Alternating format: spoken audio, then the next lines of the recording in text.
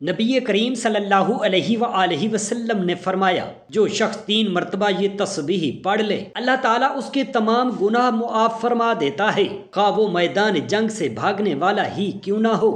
حضور نبی کریم صلی اللہ علیہ وآلہ وسلم کے پاس ایک بوڑھا شخص آیا اور عرض کی، یا رسول اللہ، میری عمر ڈھل چکی ہے، گناہوں کا بوجھ ہے، اللہ سے معافی مانگتا ہوں، مگر دل خوف زدہ ہے۔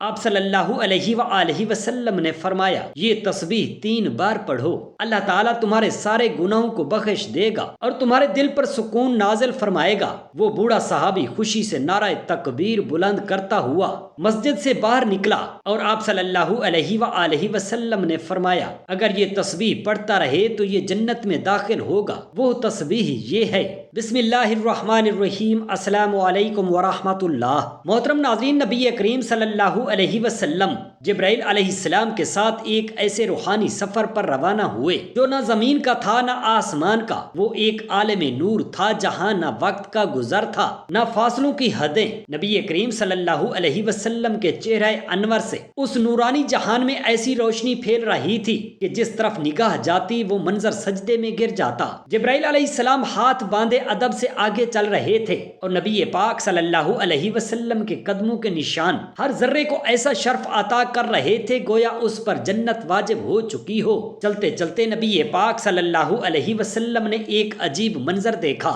سامنے اونٹوں کی ایک طویل قطار کھڑی تھی، ہر اونٹ کے اوپر ایک صندوق رکھا ہوا تھا اور ہر صندوق پر کفن لگا ہوا تھا۔ جبرائیل علیہ السلام نے عرض کیا، یا رسول اللہ صلی اللہ علیہ وسلم، یہ وہ راز ہیں جو قیامت تک بند رہیں گے، لیکن آپ کے حکم سے سب کچھ کھولا جا سکتا ہے۔ نبی پاک صلی اللہ علیہ وسلم نے فرمایا، اے جبرائیل، ان صندوقوں کو کھولو تاکہ ہمیں ان کے اسرار دکھائے جائیں۔ جبرائیل علیہ السلام نے آسمان کی طرف دیکھا اور پھر عاجزی سے بسم اللہ الرحمن الرحیم پڑھ کر پہلے صندوق کو کھولا۔ صندوق کھلتے ہی روشنی کا ایک سیلاب باہر نکلا اور اس میں ہزاروں انڈے تھے۔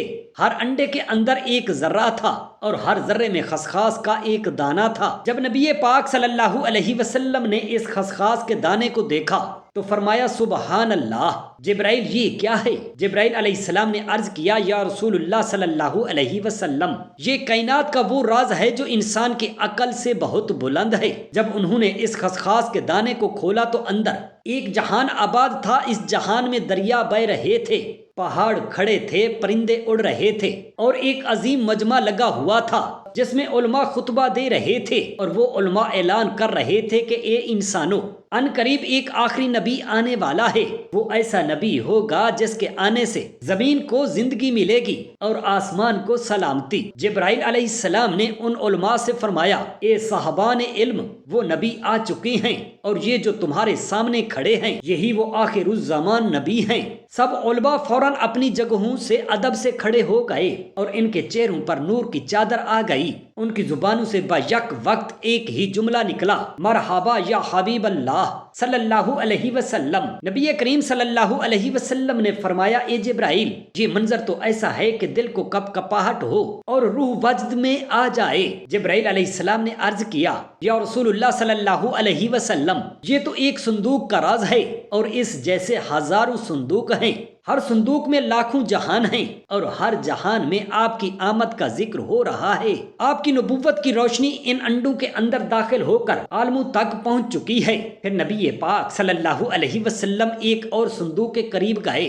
جبرائیل علیہ السلام نے بسم اللہ پڑھی اور صندوق کھولا تو اندر ایک شہر تھا۔ اس شہر کے در و دیوار پر لکھا تھا، لا الہ الا اللہ محمد الرسول اللہ صلی اللہ علیہ وسلم۔ اس شہر کے ہر مکین کی پیشانی پر نور تھا اور سب ذکر کر رہے تھے، اللہم صلی علی محمد و آل محمد۔ نبی کریم صلی اللہ علیہ وسلم کی آنکھوں میں آنسو آ گئے اور فرمایا، اے جبرائیل، یہ کون لوگ ہیں؟ جبرائیل علیہ السلام نے کہا، یہ آپ کی امت ہے جو ابھی دنیا میں نہیں آئی مگر ان کے دلوں میں آپ کی محبت رکھی جا چکی ہے۔ ان کا رزق، ان کی دعا، ان کا ایمان سب اسی ذکر سے جڑا ہے۔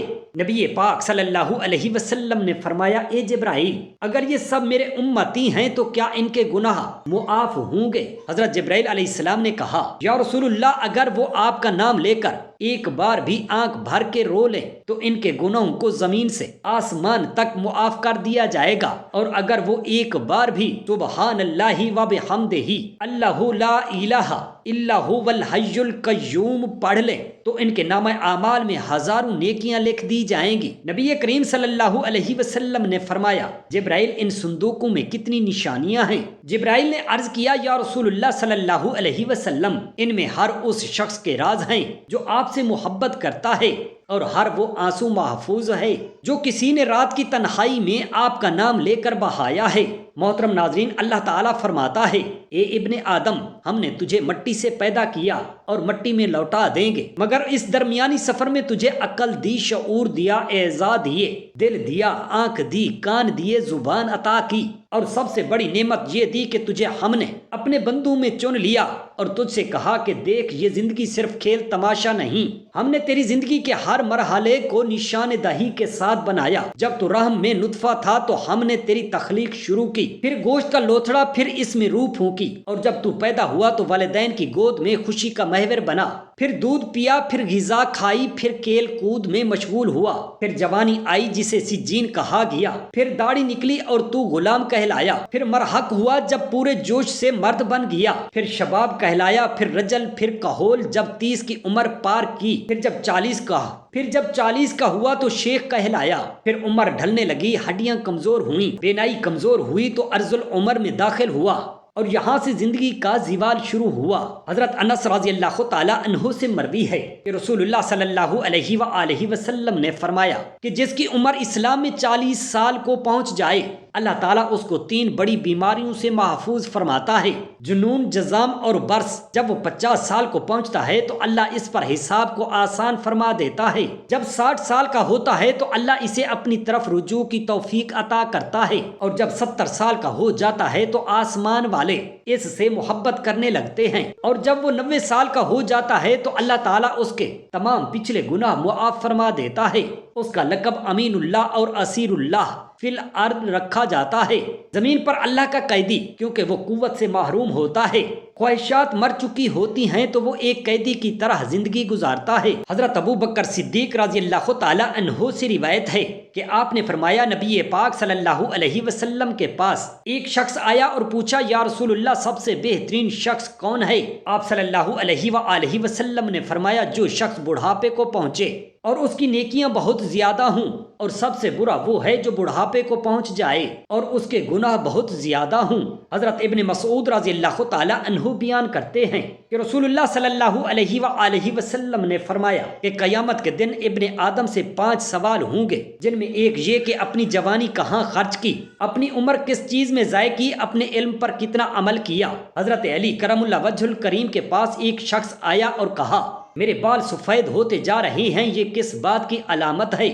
فرمایا، یاد دہانی ہے کہ تو اس دنیا میں نہیں رہے گا۔ حضرت سعد رضی اللہ تعالی عنہ سے روایت ہے کہ نبی کریم صلی اللہ علیہ وآلہ وسلم نے فرمایا، نماز کے بعد یہ دعا کرو، اے اللہ، میں بزدلی سے تیری پناہ مانگتا ہوں، ارذل عمر کی طرف لوٹائے جانے سے تیری پناہ میں آتا ہوں، اور قبر کے عذاب سے تیری پناہ مانگتا ہوں۔ ارذل عمر سے مراد وہ عمر ہے جب انسان 55 کی حالت کی طرح ارذل عمر سے مراد وہ عمر ہے جب انسان بچپن کی حالت کی طرح واپس لوٹ جاتا ہے، نہ وہ خود صفائی کر سکتا ہے، نہ ہی سونگنے، دیکھنے، سننے کی طاقت رہتی ہے، گھر والوں کے لیے بوجھ بن جاتا ہے، عقل کمزور ہو جاتی ہے، اور لوگ موت کی تمنا کرنے لگتے ہیں۔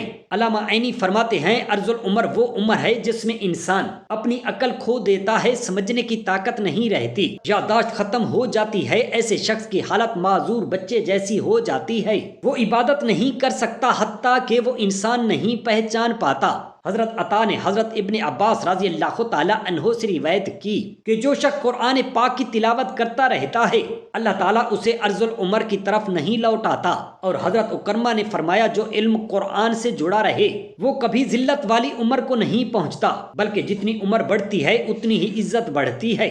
اللہ رب العالمین ارشاد فرماتا ہے کہ ہم نے انسان کو مٹی سے پیدا کیا اور پھر ہم ہی اسے وفات دیتے ہیں اور بعض کو ناکارہ عمر کی طرف لوٹا دیتے ہیں۔ تاکہ وہ جاننے کے بعد کچھ نہ جان سکے۔ لہٰذا اے بندہ مومن، اگر تجھے اللہ نے جوانی دی ہے، صحت عطا کی ہے، طاقت دی ہے، تو اس کا شکر ادا کر اور نیک اعمال کرتا رہے کہ بڑھاپے میں تیرے لیے آسانیاں ہوں۔ نبی کریم صلی اللہ علیہ وآلہ وسلم نے فرمایا، جو شخص 3 مرتبہ یہ تسبیح پڑھ لے، اللہ تعالیٰ اس کے تمام گناہ معاف فرما دیتا ہے، خواہ وہ میدان جنگ سے بھاگنے والا ہی کیوں نہ ہو۔ حضور نبی کریم صلی اللہ علیہ وآلہ وسلم کے پاس ایک بوڑھا شخص آیا اور عرض کی، یا رسول اللہ، میری عمر ڈھل چکی ہے، گناہوں کا بوجھ ہے، اللہ سے معافی مانگتا ہوں، مگر اپنے دل میں خوف ہے اپنے گناہوں کا۔ آپ صلی اللہ علیہ وآلہ وسلم نے فرمایا، یہ تسبیح 3 بار پڑھ، اللہ تعالیٰ تمہارے سارے گناہوں کو بخش دے گا اور تمہارے دل پر سکون نازل فرمائے گا۔ وہ بوڑھا صحابی خوشی سے نعرہ تکبیر بلند کرتا ہوا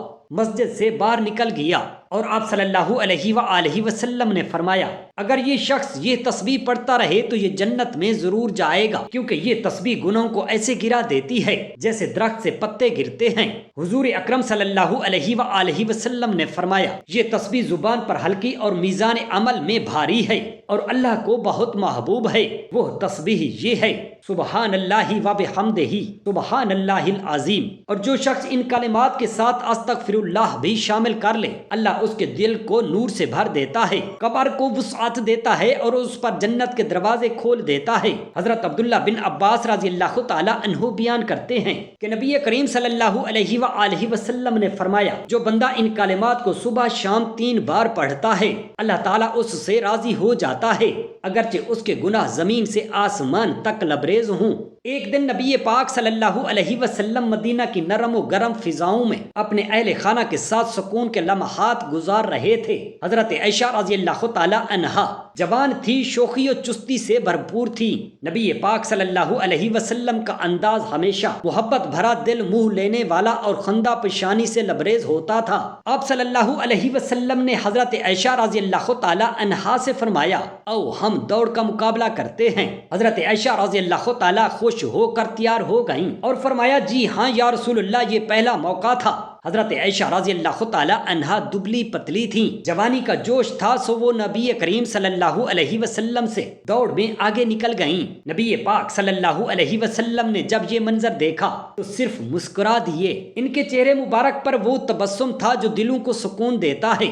آپ صلی اللہ علیہ وسلم نے اس بات کو دل میں رکھ لیا اور کوئی شکایت نہ کی، نہ کوئی گلہ کیا۔ وقت گزرتا رہا اور پھر کچھ عرصے بعد جب حضرت عائشہ رضی اللہ تعالی عنہا کا جسم کچھ بھاری ہو گیا تو ایک دن نبی کریم صلی اللہ علیہ وسلم نے دوبارہ فرمایا، او عائشہ ہم پھر دوڑ لگائیں۔ حضرت عائشہ رضی اللہ تعالی عنہا نے کہا، یا رسول اللہ، اب کہاں وہ جسم، کہاں وہ چستی، لیکن آپ صلی اللہ علیہ وسلم نے محبت سے اصرار سے فرمایا۔ دوڑ شروع ہوئی۔ اس بار نبی کریم صلی اللہ علیہ وسلم آگے نکل گئے اور جب آپ صلی اللہ علیہ وسلم جیت گئے تو خوشی سے فرمایا، یہ اس دن کا بدلہ ہے، یہ وہ واقعہ ہے جو حضرت عائشہ رضی اللہ تعالی عنہا نے خود روایت کیا۔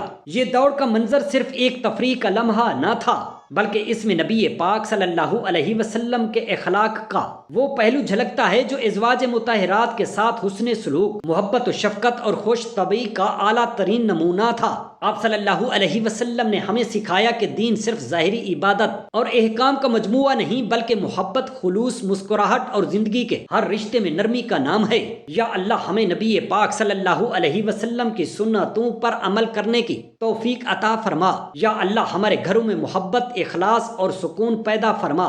یا اللہ ہمیں نرمی، اخلاق اور پیار سے جینے والا بنا دے۔ یا اللہ ہمارے دلوں کو آپس میں جوڑ دے، ہماری زبانوں کو درستی عطا فرما، ہماری زندگی کو سیرت النبی صلی اللہ علیہ وآلہ وسلم کی روشنی سے منور فرما۔ آمین یا رب العالمین۔ جزاک اللہ خیرا کثیرا۔